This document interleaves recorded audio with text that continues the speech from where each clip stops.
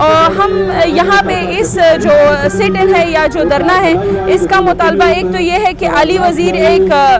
Sitting M N اے ہے, member parliament ہے national assembly, ایک تو اسپیکر سے اجازت نہیں لی گئی ان کو گرفتار کرنے کے لیے.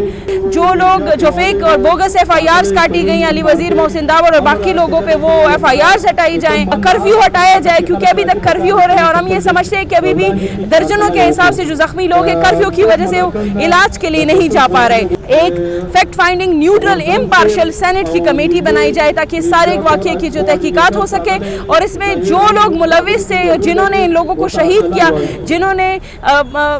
بے اسلحہ اور بغیر اسلحے کے پرامن پروٹیسٹرز کے اوپر فائرنگ کھولی, ان کو سزا دی جائے. جو طاقت ہے, جو کنٹرول ہے جو فوج کے پاس ہے قبائلی علاقوں میں, ہم نے یہ مطالبہ کیا ہے کہ یہ سول انتظامیہ کے حوالے کیے جائے.